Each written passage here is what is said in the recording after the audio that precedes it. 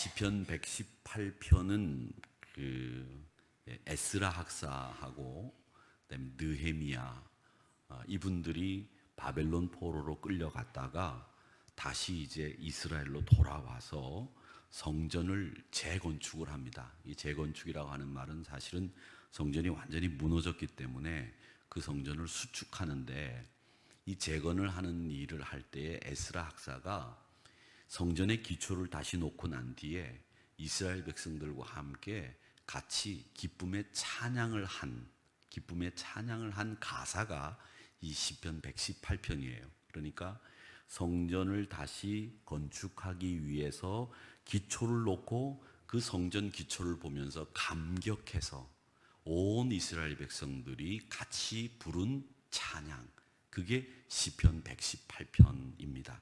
그래서 에스라 3장 10절 11절에 보면 그 사실을 기록해 두고 있는데, 성전 기초를 놓을 때에 제사장들은 예복을 입고 나팔을 들고 아삽 자손 레위 사람들은 제금을 들고 서서 이스라엘 왕 다윗의 규례대로 여호와를 찬송하되 찬양으로 화답하며 여호와께 감사를 하면서 큰 소리로 즐거이 불렀다, 이 얘기가 나옵니다.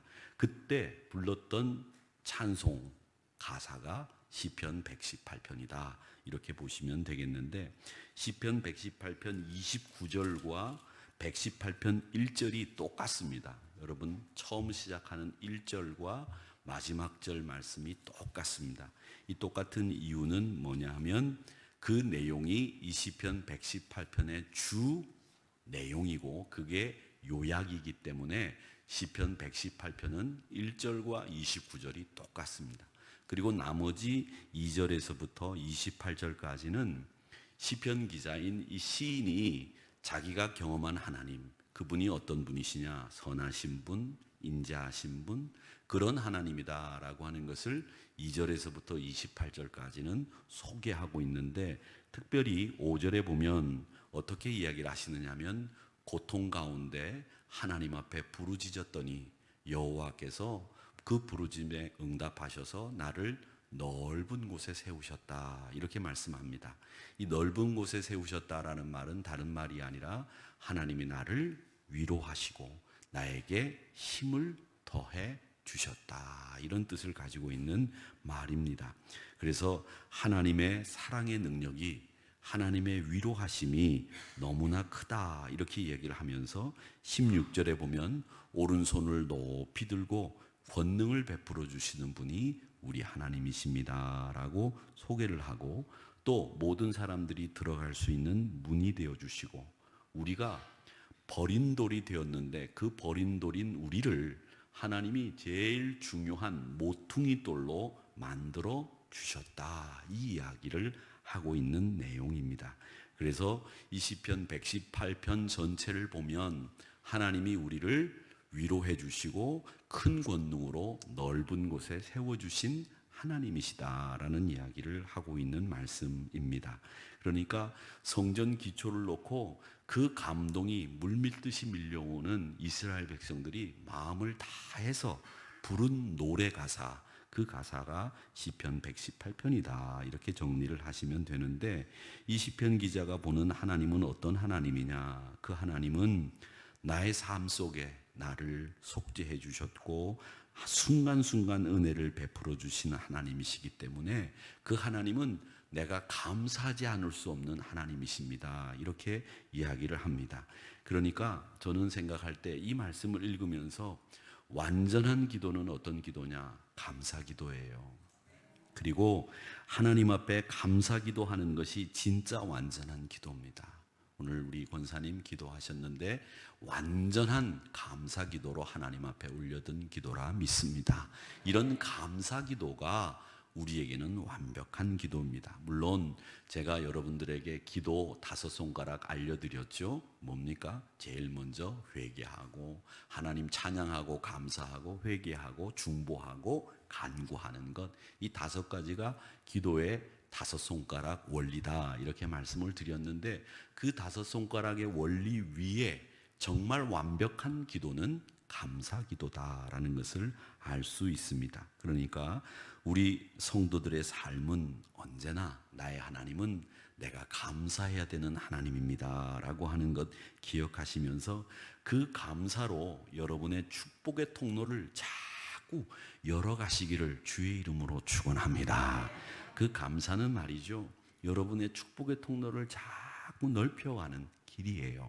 그렇기 때문에 여러분, 오늘 시편 기자도 내가 감사하리이다 그렇게 이야기하고 있지 않습니까? 이 감사하는 사람이 복되고 건강한 나를 만들고요, 또 감사한 사람들이 분쟁을 멈추게 하고 또 우리의 문제를 해결받게 하는 그곳에 보면 항상 감사가 있다라는 겁니다. 내 속에 감사한 마음을 두지 않으면 여러분 봐도 안 보입니다. 감사하는 마음이 없으면 들어도 안 들려요. 그런데 감사한 마음이 있으면 보면 더 크게 보이고 들리면 그것이 더 큰 감사로 내 마음의 울림통으로 울리게 된다는 사실을 우리가 배우게 됩니다. 그래서 여러분, 감사란 기독교인을 나타내는 가장 큰 표시, 이 십자가와 함께 감사는 우리 기독교인을 드러내는 가장 확실하고 분명한 표시가 감사라고 하는 것을 오늘 이 말씀 속에서 배우시기를 축원합니다. 성전 기초를 놓고 이스라엘 백성들이 찬양을 하면서 얼마나 감사했겠어요. 바벨론 포로 70년 생활을 끝내고 그 폐허가 된 예루살렘에 돌아와서 성전 기초를 다시 세우고 감사 노래를 어떻게 안 부를 수 있었겠어요. 그래서 그 감사 노래를 불렀다는 겁니다. 자, 그 다음에 시편 기자는 뭘 불렀느냐? 내가 하나님을 높이겠다고 고백을 하며 찬양을 올려드리고 있습니다. 감사는 다른 게 아니에요. 감사는 하나님을 높여드리는 게 감사인 줄 믿습니다. 나를 높이면 그건 감사 아니고요, 하나님을 높이면 그게 감사입니다.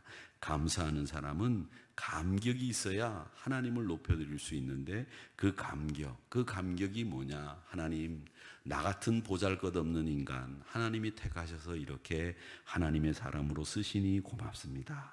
이게 겸손이고요. 또 겸손은 하나님 앞에서 나를 감추는 거고 나를 포기하는 거예요.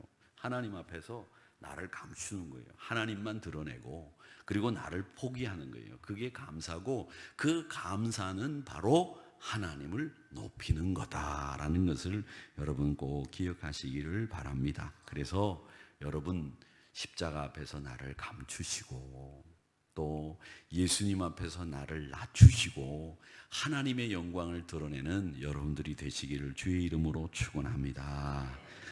야고보서 4장 10절의 말씀에 보면 이런 말씀이 있습니다. 주 앞에서 낮추라. 그리하면 주께서 너희를 높이시리라. 그렇게 말씀하셨습니다.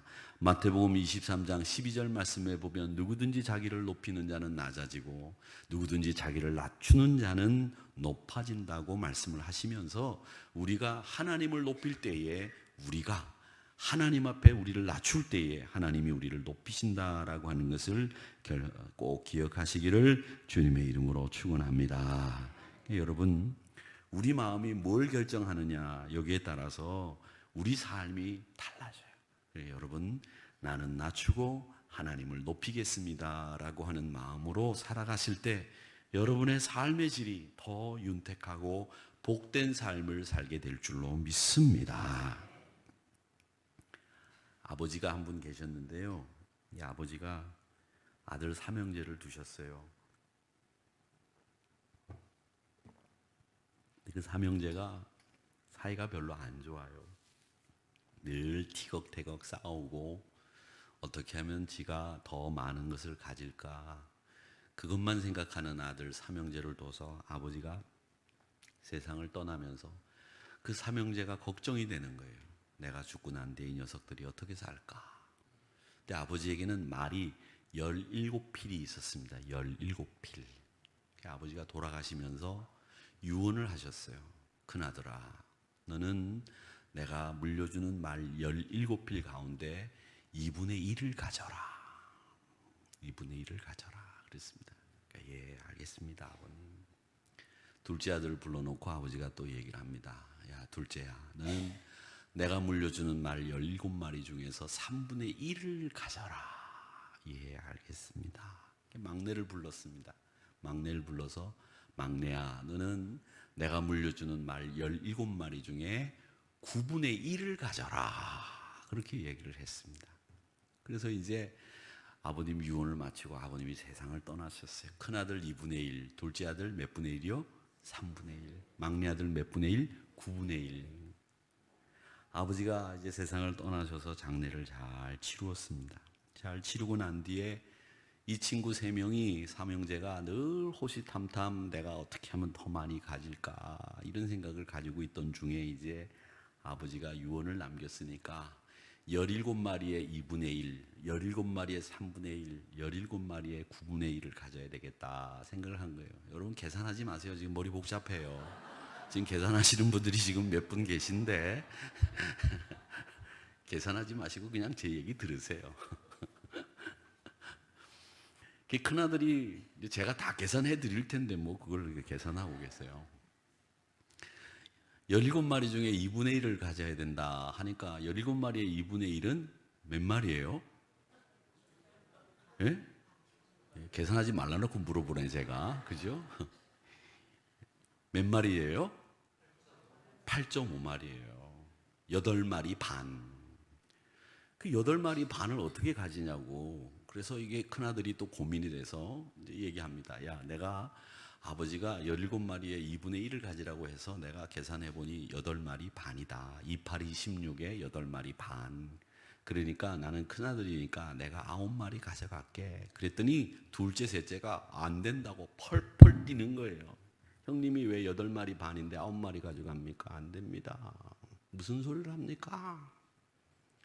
둘째가 나섰습니다. 3분의 1 마리를 3분의 1, 17마리의 3분의 1을 가져가야 되는데 3분의 1을 가져가려고 하니까 몇 마리냐면 5.5마리예요. 그래서 이제 둘째도 그러는 거예요. 야, 내가 둘째인데 너희들 막내는 아버지 사랑 많이 받고 형님은 형님이니까 내가 둘째가 중간에 끼어서 제일 많이 손해 봤으니 제가 6마리 가져가겠습니다. 그랬더니 형님하고 막내가 눈에 불을 켜고 안 된다고 또 그래요. 그래서 싸움이 벌어진 거죠. 막내가 마지막으로 나섰습니다. 9분의 1이에요. 9분의 1이면 몇 마리냐면 1.5마리예요. 1.5마리. 그래가지고 이 막내가 얘기합니다. 그래도 아버지가 저를 사랑하셨고 제가 제일 적은 분량으로 받으니 제가 2마리 가져가겠습니다. 형들이 그걸 좋아했겠어요? 또 난리가 났습니다. 제가 말씀을 한번 드렸죠. 이 형제들끼리 말이죠. 이 아버지가 뭘 주느냐 이걸 가지고 굉장히 신경을 많이 쓰더라니까요. 제가 그때 한번 언젠가 말씀드린 적이 있었는데 저희 그 여동생이 제 밑에 4살 터울 여동생이 있는데 시집을 가는데 제가 장가 갈 때 안 해준 거를 사위한테 저희 어머님이 해주시더라고요. 근데 그게 그렇게 마음에 걸리었어요. 목사인 저도. 형제들끼리 그런 게 있더라고요. 그래서 이렇게 싸움이 벌어졌어요. 어떻게 하면 좋아? 이걸 어떻게 해결할까 생각을 하고 이제 셋이서 싸우고 있는데 목사님이 지나가시다 그걸 봤어요. 그래서 목사님이 지나가시다가 그걸 듣고는 하도 안타까워서 당신이 타고 다니던 말을 탁 하나 내려가지고 말을 내려서 말을 그 아들들에게 줬어요. 자, 18마리 줄 테니까 한 마리 내가 줄 테니까 이 18마리 갖고 니네끼리 나눠라. 그 18마리가 됐어요. 목사님이 말 한 피를 줘서. 그래서 18마리를 가지고 반을 나누니까 큰아들은 몇 마리? 9마리를 가졌어요. 셋째 아들은 18마리에서 3분의 1이니까 몇 마리를 가졌냐면 6마리 가졌어요. 3, 6, 28 6마리를 가졌어요. 그리고 막내는 9분의 1이니까 2마리를 가져갔어요. 그리고 나니까 몇 마리가 됐냐? 큰아들이 몇 마리 가져갔어요? 9마리. 제가 여기다가 표시하라고 해놨어요. 그래서 이제 그러니까 딱 보이시죠? 18마리를 가지고서 나누었더니 큰아들은 9마리, 둘째 아들은 6마리, 그리고 셋째 아들은 2마리를 가져갔어요. 그런데 가져간 말을 계산해 보니까 몇 마리냐면 17마리야. 그래서 말이 한 마리가 남아서 목사님이 타고 왔던 말을 다시 타고 갔다는 얘기예요. 이 얘기는 뭐냐면 제가 여러분들에게 말씀드리는 것은, 저는 이 아들들이, 만약에 큰아들이 야 내가 아버지가 준 말 17마리에서 2분의 1을 가져가는데 2분의 1이 8.5마리인데 내가 고생 좀 하지 않았냐 솔직히, 그렇게 말하는 것도 사실은 납작 두꺼운 이야기인데, 그래도 큰아들이 그렇게 얘기하면 동생들이 그렇게 얘기하지 않아도 동생들이 형님은 2분의 1이 8.5마리인데 형님 그래도 형님이 우리들 건사하시고 애 많이 쓰셨고 이번에 아버님 장례 치르는데 고생 많이 하셨으니 형님 8.5마리니까 그냥 9마리 가져가세요. 이렇게 얘기했으면 될 일이 안 될 일이에요? 될 일인 거예요. 9마리를 가져가도 자기가 손해가 있어요 없어요? 없어요. 아버지 유언대로 꼭 지켜지는 거예요. 둘째가 야 내가 형님한테 치이고 막내한테 치여가지고 내가 5.5마리 가져가야 되는데 내가 6마리 가져가겠다, 그렇게 얘기했을 때 형님과 막내가 그래 네가 제일 뭐든지 못 먹고 못 입고 그랬으니 네가 6마리 가져가라, 그렇게 얘기했으면 좋았을 거예요. 막내 1.5마리 가져갈 때 2마리 가져가겠다고 했을 때 그래 형들 둘이서 네가 제일 불쌍하다, 나는 그래도 어렸을 때 아빠 엄마가 잘 키워주시고 내가 사랑 많이 받고 받는데 네가 어린 나이에 아버님 잃고 얼마나 안타까우니 얼마나 슬픈지 내가 모르겠다, 너 2마리 가져가라.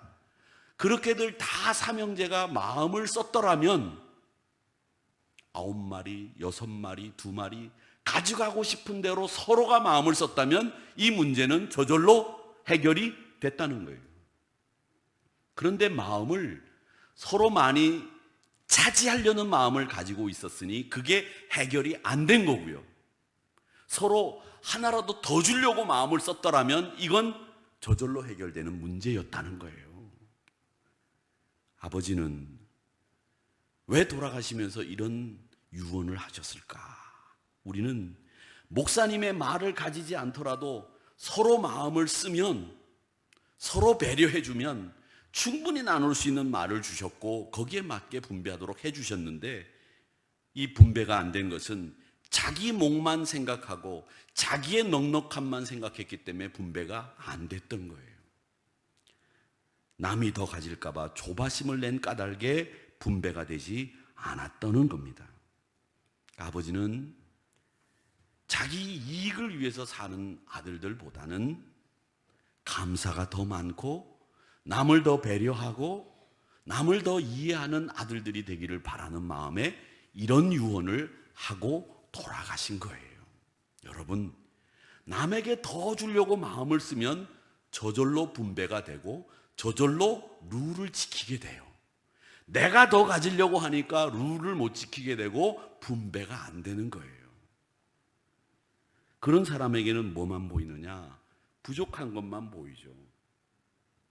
그런 사람에게는 자기가 더 가져야 될 뭐가 없는가, 이걸 눈 굴리면서 보게 되는 거예요. 여러분, 감사는요 하나님을 높이는 것이기도 하지만 감사는 다른 사람을 좋게 만들어주는 게 감사라고 하는 것을 잊지 마시기를 축원합니다. 내가 감사할 게 뭐냐, 불평하지 마세요. 그러면 갈등 생기고 원망 쌓입니다. 내게 감사할 것들을 생각하면 더 좋은 일들이 많이 생긴다라고 하는 겁니다. 저는 인생의 역전, 이 역전되는 리버스는 감사하는 사람에게 주어진다고 믿습니다. 감사하는 사람, 자신의 인생에 감사할 줄 모르는 사람은 인생의 역전을 맛볼 수 없어요. 인생의 역전이 안 된다는 거죠. 인생을, 자기 인생도 감사할 줄 알아야 남의 인생에, 남의 은혜에 감사할 줄도 알고 역전의 인생을 살아갈 수 있다. 이것을 여러분 기억하시기 바랍니다. 22절의 말씀에 보면 건축자들의 버린 돌이 모퉁이 돌이 됐다. 버린 돌, 이건 감사할 수 없는 돌이죠. 이제 쓸모없는 돌로 폐기시켜진 돌인데 그게 가장 중요한 모퉁이 돌이 됐다라는 말은 하나님께서 그 인생을 역전시켜 주셨다는 거예요. 그 인생을 바꿔주셨다는 거예요. 어떤 사람은 자기를 루저라고 생각합니다. 실패했다. 그래서 실패한 인생이다, 자기를 스스로 그렇게 평가하는 분들이 있습니다. 여러분, 하나님을 믿는 분들은 여러분들이 실패했다고 생각할 수는 있지만 여러분의 인생을 실패로 끝나게 하시는 분이 아니라고 저는 믿습니다. 하나님은 그렇게 여러분을 함부로 실패할 수 있도록 만들어 주시는 분이 아니에요. 여러분이 루저가 되도록 만들어 주시는 분이 아니란 말이에요. 그런데 우리는 우리를 스스로 그렇게 단정짓고 우리를 스스로 그렇게 폄하해요. 나는 실패했다, 나는 망했다. 아니에요. 그 망한 자리가 축복의 자리가 되고 그 아픈 자리가 새살이 돋는 자리가 된다는 것을 기억하시기를 바랍니다. 버린 돌이 아니에요. 그 버린 돌이 모퉁이 돌로 역전되는 일들이 우리 삶 속에서는 무수히 많이 일어난다는 것을 꼭 기억하시기를 바랍니다. 그래서 8절에 뭐라고 얘기합니까? 8절에서 이렇게 이야기합니다. 주님께 몸 피하는 것이 사람을 의지하는 것보다 낫고 주님께 몸을 피하는 것이 지위가 높은 사람을 의지하는 것보다 낫다. 지위가 높은 사람을 의지하는 것보다 주님께 몸을 피하자. 주님께 몸을 피하는 것이 사람을 의지하는 것보다 낫다. 왜 우리는 이 원칙을 모르고 있느냐? 알고 있어요. 그런데 실제로 우리는 권세 높은 사람, 지위 높은 사람을 의지하려고 하고 사람 의지하려고 하고 하나님 의지하려고 하나님께로 피하려고 하지 않는다는 거죠. 사랑하는 성도 여러분, 세상의 조건으로 여러분을 셈하지 마세요. 주님께 여러분 피하시기를 축원합니다. 그러면 사람 의지하는 것보다, 지위 높은 사람 의지하는 것보다 훨씬 더 유익한 일들이 역전의 인생으로 만들어주는 하나님의 역사가 여러분 삶 속에 일어나게 될 줄로 믿습니다. 사람마다 특기가 있죠. 사람마다 특기가 있어요. 저는 운동 가운데 이제 응원하는 운동으로는 야구를 굉장히 좋아하는데 제가 응원하는 팀이 10팀 중에서 지금 10개 팀 중에서 10등이에요. 꼴찌예요, 꼴찌. 그러니까 저희 집에서도 뭐라고 그러냐면 이제 그 응원하는 팀을 좀 바꿔봐라, 그렇게 얘기를 하더라고요. 1등이나 2등을 응원해봐라, 그렇게 얘기하는데 그게 안 돼요. 또 오늘은 신방을 갔다 오다가 우리 부목사님이 저한테 목사님 응원하는 팀을 좀 바꿔보시죠. 이제 서울 오셨으니까 서울 팀 중에서 한 팀을 골라서 응원해 보시면 어떻겠습니까? 이렇게 제안을 하는데 제가 그게 허락이 안 될 것 같아요. 그런데 그 팀을 보면 제가 저 선수가 포수가 되면 어떨까, 투수가 되면 어떨까 이런 생각을 하는데 보면 그 선수들마다 다 자기 주종목이 있어요. 던지는 선수는 던지는 선수, 받는 선수는 받는 선수. 그게 주특기예요. 거기서 다른 종목으로 바꿀 수가 없어요. 같은 야구인데도. 1루수 보는 친구들은 계속 1루수 보고 그 다음에 2루수 보는 친구들은 계속 2루수를 보고 외야에 서는 친구들은 외야에 서요. 그게 그분들의 주종목이에요. 그걸 바꾸면 안 돼요. 그 친구들이 잘하는 위치가 있거든요. 여러분도 마찬가지입니다. 여러분도 잘하시는 게 있어요. 어떤 분은 찬양을 잘해요. 어떤 분들은 정말 찬양을 못하시는 분인데 은혜로 서 계신 분들이 계세요. 입만 벌리시는 것으로도 만족해야 되는 분들 제가 알아요. 그래도 거기 쓰시는 게 정말 고마워. 왜? 당신이 당신을 알거든, 내가 알기 전에. 그런데 그분은 거기 서 있는 것이 왜 은혜냐? 다른 사람들에게 저런 분도 찬양대를 하시는구나, 이런 은혜를 끼치기 때문에 쓰는 거예요. 그게 주종목이에요. 그분은 찬양 대신에 그게 주종목이라고요. 아멘. 김문환 장로님은 찬양을 잘하시고요. 여러분 다 잘해요? 아닙니다. 내가 잘하는 게 있어요. 그것만 잘하시면 돼요. 뭐든지 다 잘할 수가 없어요. 가르치는 거 잘하고 찬양 잘하고 봉사 잘하고 헌금 많이 하고 이런 사람이 어디 있어요? 아니에요, 없어요. 어떤 분은 헌금을 많이 하시는 분이 있고 어떤 분은 참 방긋방긋 잘 웃는 분이 있고, 어떤 분은 그냥 땀을 뻘뻘 흘리면서 국수 잘 삶는 분이 계시고, 어떤 분은 땀을 안 흘려도 예쁘게 이렇게 나와서 찬양 부르면 너무 이쁜 분이 있고, 다 자기 잘하는 게 있잖아요. 그 잘하는 것을 여러분 하시면 돼요. 아우, 나는 찬양은 잘하는데, 이런 생각을 안 하고, 아우, 나는 일하는 건 못해, 이것만 생각한단 말이죠. 여러분 일하지 못해도 다른 거 잘하잖아요. 잘하면 되는 거예요. 실패한 게 아니란 말이죠. 그러니까 여러분 주종목을 여러분 잘 하시고, 그 주종목에서 늘 하나님 앞에 충성하시면 그걸로 that's okay, 그겁니다.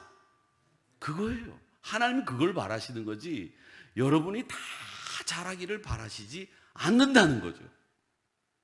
그러니까 내가 못하는 건 평균 정도만 하기를 바라는 마음으로 열심히 쫓아가면 되고, 내가 잘하는 건 다른 사람 도와가면서 잘하시면 그거 정말 승리하는 삶, 멋진 신앙생활이라고 하는 것을 여러분 기억하시기를 주님의 이름으로 축원합니다. 그래서 우리는 금요일 심야기도 잘 나오시잖아요. 그렇죠? 여러분은 금요 심야기도에 잘 나오세요. 여러분은 금요일 심야기도 대장이야. 그럼 나는 기도 대장이야. 나는 기도 응답받아. 내가 기도해주면 꼭 응답받더라. 그게 여러분의 주종목이에요. 주종목이에요. 금요일 심야 나오면 괜히 졸리고, 금요일 심야 나오면 괜히 이렇게 엉덩이가 이렇게 들썩들썩 하시는 분들은 나와서 찬양하시면 돼요. 다 잘하는 게 있거든요. 여러분 염려하지 마시고, 여러분들이 잘하는 걸 주를 위해서 감당하시기를 주의 이름으로 축원합니다. 그러면 여러분, 우리 인생을 역전시킬 수 있는 방법은 없느냐? 있습니다. 이제 제가 그 방법을 두 가지만 말씀을 드리고 내려가려고 하는데, 내려간다? 네, 조기로 가려고 합니다. 기도해드리고. 근데 여러분, 인생을 역전할 수 있는 방법 중에 하나는 뭐냐? 여러분, 시련을 두려워하지 마세요. 시련 두려워하지 마세요. 살면서 힘든 일 만나도 감사하시고 믿고 기도하시면 하나님이 반드시 합력하여 선을 이루게 하실 줄 믿습니다. 내가 원했던 모양하고 다르게 하나님이 응답하세요. 내가 원했던 모양대로 응답을 하시기도 하지만, 내가 원하지 않은 방법으로 하나님이 응답하실 때가 있다니까요. 어쩌면 그게 더 많을 수도 있어요. 그걸 기억하시고, 내가 원하는 방향으로 응답이 되지 않았다고 하더라도 하나님께서 원하시는 방향으로 이게 응답됐다, 이렇게 생각하시면 마음 편하세요. 그리고 그러기 위해서 여러분 기도하실 때 하나님의 방법으로, 하나님의 뜻대로, 하나님의 모양대로 기도 응답해 주세요, 그렇게 기도하시는 여러분 되실 줄로 믿습니다. 그렇게 기도하셔야 돼요. 하나님, 내가 원하는 방향대로, 내가 원하는 모양대로 기도 응답해 주세요. 그건 제대로 기도하는 거 아니에요. 제대로 기도하는 사람들은 하나님 모양대로, 하나님 방법대로 기도 응답해 주세요, 이렇게 기도하는 것이 바른 기도라고 하는 것을 여러분 꼭 기억하시기를 축원합니다. 그런 분들은 시련 두려워하지 않아요. 그런 분들은 겁나지 않다는 거죠. 왜? 하나님이 어떤 모양이든지 내게 제일 좋은 모양으로, 내가 원하는 모양은 아니었지만 하나님이 나에게 하나님의 모양대로, 하나님의 방법대로 기도하실 것을 믿기 때문에 나는 두려움이 없다는 거죠. 어떤 목사님이 이제 간증을 하시는데 이런 얘기를 하시더라고요. 목사님이 자꾸 머리가 이렇게 빠지더래요. 요즘에는 머리 안 빠지게 하는 이 샴푸도 있고 약도 있고 되게 많은데, 그렇게 약을 쓰고 뭐 하더라도 머리가 빠집니다, 자꾸. 그래서 병원에서 처방을 받아서 약을 먹는데, 그 약이라는 게 남자들 전립선 약이에요. 그 약을 쓰면 머리가 수북하게 난다는 거죠. 그래서 이 전립선 약의 부작용이 머리를 나게 한다고 해서 전립선 약을 먹으면 이게 머리가 수북하게 난다고 그래요. 근데 그게 전립선 약의 부작용이 머리털이 나는 거예요. 여러분 보세요. 우리가 생각할 때는 전립선 약을 먹었는데 머리가 수북하게 나는 부작용이 났어요. 이게 우리가 생각하는 거하고는 약효가 다르게 부작용이 나타난 건데, 하나님은 꼭 그런 식으로 우리에게 하나님의 방법대로 응답할 때가 있다는 거죠. 여러분 아시는지 모르겠습니다만은 AT 알파라고 하는 크림이 있습니다. 러시아에서 간염 치료제로 발명을 하고 이제 개발한 건데 간염에 아주 효과적인 약이라고 합니다. 근데 이 AT 알파라고 하는 약이 간염 치료제로 개발이 됐는데 이 약 부작용이 있어요. 그게 뭔지 아세요? 이 약 부작용이 간염 치료를 하다 보니까 치료를 받는 분이 피부가 우윳빛이 되는 거야.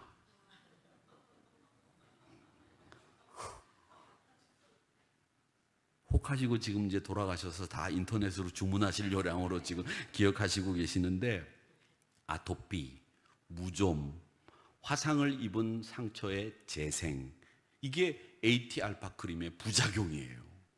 이 간염 치료제인데 간염을 치료하기 위해서 약을 만들었는데 치료하다 보니까 치료받는 사람이 무좀이 없어지고 아토피가 없어지고 화상 입은 자리 흉터가 사라지고 피부가 재생되는 부작용이 생겼다는 거예요.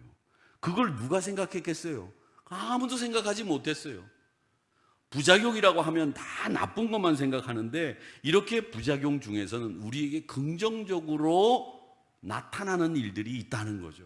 여러분, 하나님도 꼭 이런 방법으로 저희들에게 기도 응답하시는 줄로 저는 생각합니다. 그렇기 때문에 이런 이야기를 왜 드리냐면 하나님의 축복과 하나님의 응답은 우리 생각, 우리 기대 이거하고는 전혀 다른 방향, 다른 모양으로 하나님의 기도 응답이 나올 수 있다는 거예요. 간염을 치료하기 위해서 만든 약인데 피부가 우윳빛처럼 변하고 어마어마한 부작용이라고 생각했는데 그게 다른 모양으로 부작용인데 우리를 더 건강하게 만드는 이런 일들이 있는 것을 보면서 저는 이런 생각을 해봤어요. 고난은 변장된 축복이라고 하는 말이 맞구나. 그걸 생각해 봤다는 겁니다. 그러니까 여러분 조급해하지 마시고 축복의 때를 기다리시기를 축원합니다. 나쁜 것이라고 생각하는 것이 그게 우리에게 유익하게 만들어줄 때도 있고요. 그게 하나님을 더 가까이 하고 주님을 더 사랑하게 만들 수 있는 것을 꼭 기억하시기를 축원합니다. 우리 그분 목사님 간증 얘기를 제가 하다가 양 이야기로 흘러갔다가 왔는데 그분 간증이 뭐냐면 그 얘기예요. 자기가 머리가 자꾸 빠져가지고 이 머리가 왜 자꾸 빠지나 고민을 했겠죠. 근데 자기가 가만히 생각을 하다가 큰 깨달음을 얻었다는 거예요. 그 깨달음이라는 게 뭐냐 하면 소갈머리가 없어지고 주변머리가 없어진다고 하잖아요. 머리가 빠질 때 보면 소갈이 없어지고 주변머리가 없어진다고 그렇게 얘기를 하는데 이걸 우리가 머리 빠지는 얘기를 하는 건데 사실은 이 얘기는 우리가 유연성이 없거나 아니면 속 좁을 때 쓰는 말이 소갈머리가 없다, 주변머리가 없다, 유연성이 없고 속 좁다 이런 말을 할 때 그렇게 비유하잖아요. 그런데 자기가 그 생각을 가만히 하다가 잠을 자다가 언뜻 이런 깨달음이 있더래요. 이렇게 머리가 빠지는데 이 뒷머리는 하나도 안 빠지더래. 이 뒷머리는 안 빠지고 주변머리하고 소갈머리만 빠지더래요. 이게 웬일인가 봤더니 자면서 깨달음을 얻은 거예요. 뭐냐? 이 베개 밑에 베개를 베고 자는데 이 뒷머리는 이 잠을 자면서 계속 베개에다가 짓이기고 누르고 이렇게 막 하니까 이 녀석이 압박당하고 핍박당하고 고통당하고 이렇게 하면서 이 녀석은 견딘 거예요. 이 녀석은 그냥 안 빠지는 거예요. 근데 얘네들은 편안하게 자니까 이 다 빠지더라는 거예요. 그래서 제가 깜짝 놀랐어요. 아, 머리도 그렇구나. 그러니까 여러분 주무실 때 이 머리 안 빠지려면 여기다가 머리를 대고 문 떼세요. 그러면서 얘기가 뭐냐면 좀 웃고 무슨 얘기냐면 시련, 이 머리가 그 베개 밑에 짓디기고 밤새 자면서 눌리고 하는 그 시련을 이겨내서 남았고 그 시련이 없는 주변머리와 소갈머리는 편안하게 자니까 다 빠졌다는 거예요. 그러니까 시련이라는 게 꼭 나쁜 거냐? 아니다. 이걸 깨달았다는 얘기예요. 그 목사가. 그래서 제가 그 간증을 듣고 얼마나 많이 혼자 웃었는지 몰라요. 여러분 머리 빠지는 데를 오늘 저녁부터 가셔서 베개에다가 문지시기 바랍니다. 그러면서 얘기가 뭐냐, 시련이 끊임없이 눌리고 끊임없이 밀리고 괴롭힘 당하는 머리카락이 안 빠지고 오히려 두껍게 자라는 것처럼 아무것도 편안하게 그냥 닿지 않아서 있는 그 머리카락이 얇아지고 빠지는 것을 보면서, 그래, 하나님은 시련을 통해서 우리를 강하게 만드시는구나, 그걸 깨달았다는 거예요. 그 얘기는 바로 그겁니다. 여러분, 오늘 13절 말씀을 한번 보시기 바랍니다. 13절에 보면 이렇게 말씀하고 있어요. 이렇게 얘기합니다. 너는 나를 밀쳐 넘어뜨리려 하였으나 여호와께서는 나를 도우셨도다. 아멘. 그러니까 시련이 닥쳐와서 마귀가, 사탄이 우리를 넘어뜨리려고 했지만 여호와께서는 나를 도우셨다. 17절의 말씀에 보면 뭐라고 얘기했냐면, 내가 죽지 않고 살아서 여호와께서 하시는 일을 선포하리로다, 그렇게 말씀하고 있습니다. 사랑하는 성도 여러분, 고난을 믿음으로 발전시키시고 승화시키시면 그 고난 때문에 매장당하기보다는 오히려 뿌리 깊은 나무가 되는 줄로 믿습니다. 그러기에 여러분, 항상 하나님께서 시련을 통해서 여러분을 강하게 만드시는 그 능력에 힘있기를 주님의 이름으로 축원합니다. 마지막으로 하나 더, 여러분 27절 말씀을 한번 같이 읽어보겠습니다. 27절 시작. 여호와는 하나님이시라. 그가 우리에게 빛을 비추셨으니 밧줄로 절기제물을 제단불에 맬지어다. 아멘. 이 제단불에 맨다라는 말은 뭐냐면요, 이 사제의식을 하고 제물을 이렇게 밧줄로 묶어서 제단에 뿔이 있어요. 그 뿔을 잡으면 살인을 한 사람도 살려주는 것이고, 제단 뿔에다가 제물을 묶어 놓으면 이 제물은 사죄받는다는 뜻이에요. 제단 뿔에 밧줄로 묶는다라는 말은 사죄함을 받는다, 이런 뜻을 가지고 있는 말입니다. 여러분, 제단 뿔에 묶어두면 그 제물을 통해서 우리가 어떤 죄를 지어도 용서받는다, 이 말씀이 27절의 내용이에요. 그러니까 여러분, 이 말은 뭐냐, 여러분 교회 봉사의 줄에 메어두시기를 바랍니다. 여러분을 헌신의 줄에 메어두시고 제단불에 메어두셔야 여러분들이 날마다 은혜 받고 성령 받고 충만한 신앙생활 승리할 수 있다고 하는 것을 꼭 기억하시기를 바랍니다. 제단불에서 여러분 풀지 마세요. 제단불에 나를 묶어두셔야 됩니다. 구역장으로, 기관장으로, 찬양대로, 성가대로, 주차 안내로, 애찬 준비로 제단불에 여러분을 자꾸 묶어두셔야 여러분 인생의 역전을 맛볼 수 있다는 것을 꼭 기억하시기를 축원합니다. 그걸 우리에게 성경은 분명하게 이야기하고 있습니다. 사랑하는 성도 여러분, 시련 두려워하지 마시고 제단불에 나를 묶어두는 인생 역전의 주인공들이 여러분 되시기를 주님의 이름으로 축원합니다. 우리 다 같이 오늘 말씀을 생각하면서